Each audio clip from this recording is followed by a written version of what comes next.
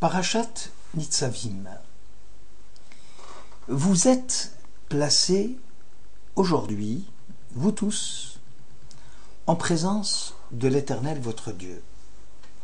Vos chefs de tribu, vos anciens, vos préposés, chaque citoyen d'Israël, vos enfants, vos femmes et l'étranger qui est dans tes camps, depuis le fendeur de bois jusqu'au puiseur d'eau, afin d'entrer dans l'alliance l'Éternel ton Dieu et son pacte solennel, par lesquels il traite avec toi en ce jour.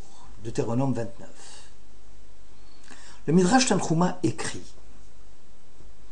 comment comprendre la coïncidence entre la section Kitavo, celle des malédictions, et la section Nitzavim?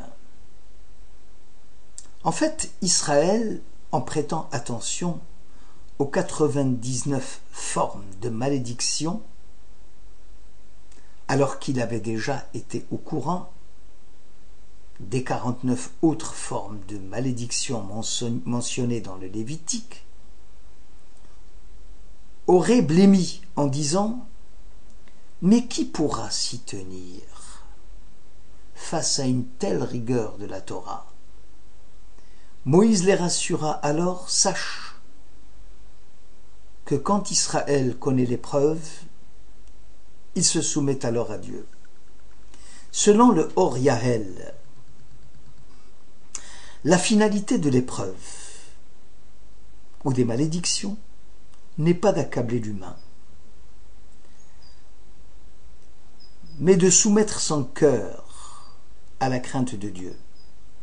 Puisqu'Israël avait blêmi en prenant peur, l'objectif fut atteint, et cela sans passer par l'épreuve fatale des malédictions. Il y a encore des gens qui ne s'avouent pas ébranlés par le discours violent de Moïse, ceux qui sont appelés dans le texte Shoresh Poré Rosh Vela'ana, quelques racines d'où naîtraient des fruits vénéneux et amers, c'est-à-dire des personnes qui, après avoir entendu les termes de l'imprécation, se donneraient de l'assurance en disant: nous serions heureux tout en nous livrant à la passion de notre cœur.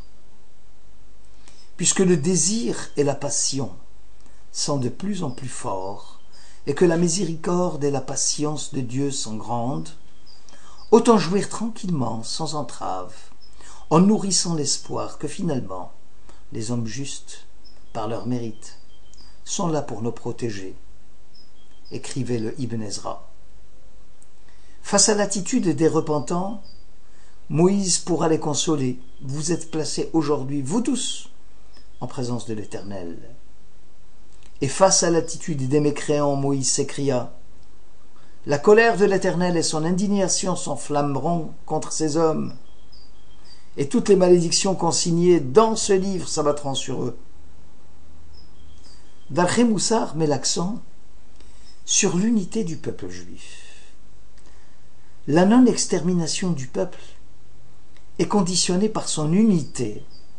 Rabbi Yoshua disait, d'une façon générale, si quelqu'un est convoqué devant un juge, il porte des vêtements sombres, laissant pousser sa barbe et ses ongles, à l'instar de l'endeuillé.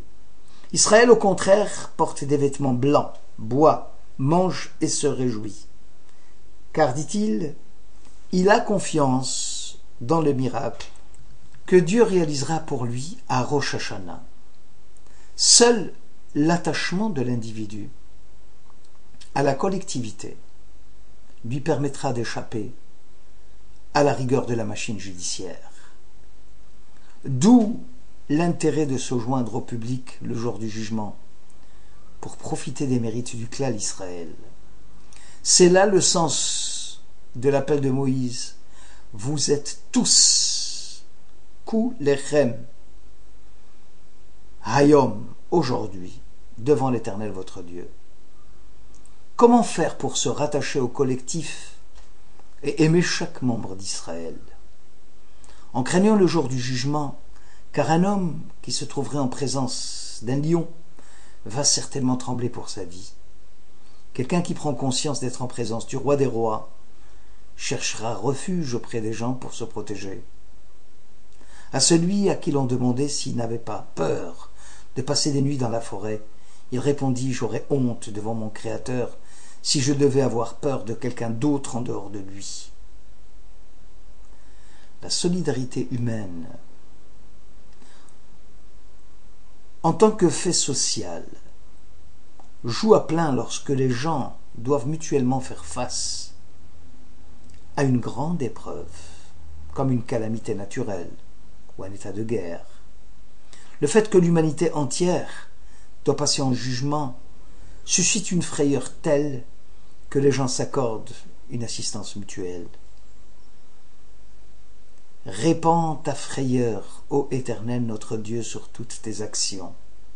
Ten pahdecha, afin que toutes les créatures te craignent et qu'elles constituent un seul faisceau pour accomplir ta volonté d'un cœur parfait. Prière de Rosh Hashanah. Le Midrash Tanchuma écrit à propos de cette troisième alliance: 3 pactes Dieu contracta avec Israël. L'un à la sortie d'Égypte, un accord au mont Horeb, deuxièmement, et un troisième pacte ici, car celui du mont Horeb fut annulé à la suite de la confection du veau d'or. Pourquoi donc cette fois-ci Israël, en tant qu'entité spirituelle, devient solidairement responsable? En fait, cette alliance ferait suite à la sanction qui découlerait de l'annulation du pacte précédent. Aussi n'est-il pas étonnant de voir qu'avec le pacte fut précédé par 98 malédictions en cas de rupture de l'alliance. Le traité Yerushalmi sur Sota 5 écrit: accomplis la volonté de ton Créateur par un sentiment de crainte, car celui qui craint Dieu ne peut jamais regimber. La pérennité d'une action dépend plus de la crainte de Dieu que de l'amour de Dieu. Car le sentiment d'amour en tant qu'attachement à une valeur ou un idéal et l'intention ou la volonté de s'y dévouer est liée à notre sensibilité et à notre intérêt. Si ceux-ci venaient à diminuer de leur intensité, l'amour, moteur de l'action, finira par cesser de fonctionner. Aimer Dieu d'un amour-passion, donc forcément égoïste et possessif, n'est pas garant d'une continuité dans l'action. La crainte de Dieu, par contre, n'est pas la peur suscitée par la menace. La crainte répond primordialement, non pas à la puissance pensée à partir des forces du monde, mais à Dieu, à l'absolument autre. La crainte est la reconnaissance en guise d'obéissance. Mais l'obéissance sans servitude dans la découverte des obligations, sans nécessité au-delà des lois qui réjouissent l'être, la crainte et l'effroi devant le mal inscrit dans la désobéissance au plus haut. Craindre Dieu concrètement, c'est craindre pour l'autre homme. La crainte de Dieu, c'est-à-dire témoigner par l'obéissance à la hauteur, définirait et justifierait l'humanité de l'homme et sa liberté. Au mont Sinaï, l'acceptation de la Torah avait un caractère primordial, où le mode d'accueillir Dieu est d'abord obéissance à Dieu. Tout ce que l'Éternel a dit, nous le ferons et nous l'écouterons. Il y a antériorité du terme évoquant l'obéissance sur celle qui exprime l'entendement. C'est là, d'après nos sages, le suprême mérite d'Israël. Une sagesse d'ange. La volonté humaine s'efface devant l'obéissance à Dieu. La rationalité n'est pas ici comme la raison. mais comprise dans sa plénitude, de l'irréductible obéissance qui n'aliène pas celui qui écoute, mais qui reconnaît dans le modèle éthique de la Bible la transcendance de la soumission à Dieu. C'est la conséquence de la mise à nu de la vérité, l'exigence d'une recherche de vérité permanente et universelle. Cela ne pouvait se réaliser au Sinaï qu'au prix des miracles et des prodiges. Le peuple voyait les voies. Ici, voir est un degré de perception supérieur à la connaissance rationnelle. Or, sitôt l'instant prodigieux passé, le peuple sombre dans la faute du veau d'or, car la volonté humaine, soumise au principe d'une décision intéressée, d'un sujet libre sans contrainte antérieure, naturelle ou extranaturelle, revient à se rébeller et à tomber dans l'erreur, sitôt l'emprise miraculeuse passée. Le premier pacte entre Dieu et Israël n'a pas été contracté sur une base définitivement authentique. Le niveau atteint au Sinaï était quelque peu, excusez l'expression, fabriqué. Aussi fallait-il renouveler l'alliance, que celle-ci sera sévère, et néanmoins aliénante, car elle est soumise à la crainte de la sanction. Ce second pacte associatif et responsable sera au-dessus des comportements variables et interchangeables de l'être humain. L'alliance ainsi conclue ne subira aucun changement dû au caractère fugace de l'être humain. Volonté et désir individuels seront désormais soumis à l'application de l'alliance contractuelle. La solidarité entre les individus sera le garant de la pérennité de la nation. On peut dire qu'au Sinaï, l'unité du peuple fut éphémère. Comme un seul homme dont le cœur battait à l'unisson, car elle provenait d'un moment d'exaltation exceptionnelle.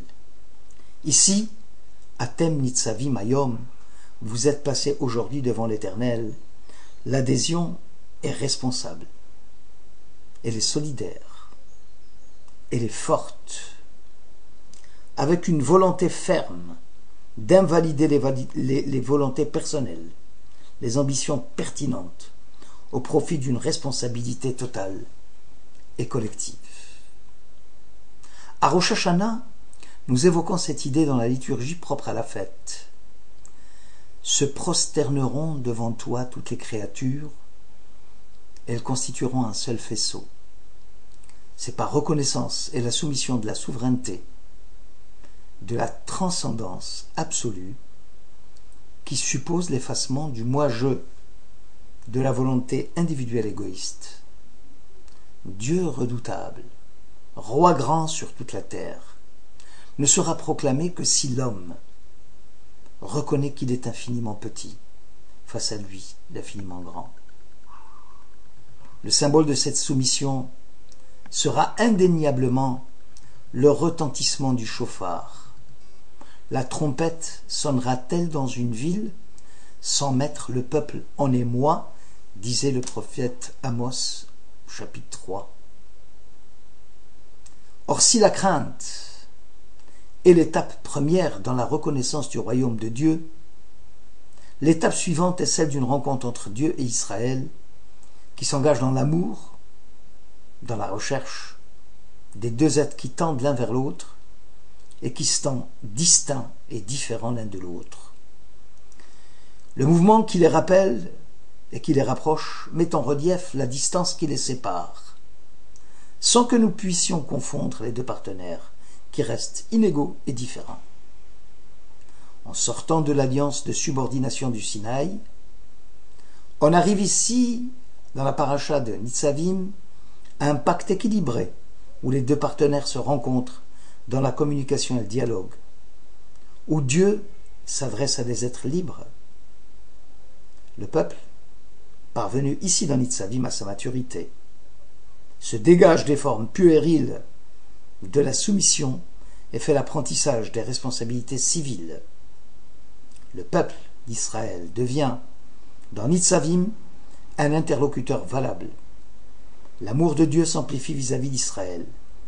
Ici, la pensée juive maintient l'homme debout, Nitzavim, dans la plénitude de ses facultés humaines, dans la responsabilité de l'effort et sans aucune renonciation devant Dieu, mais aussi avec Dieu.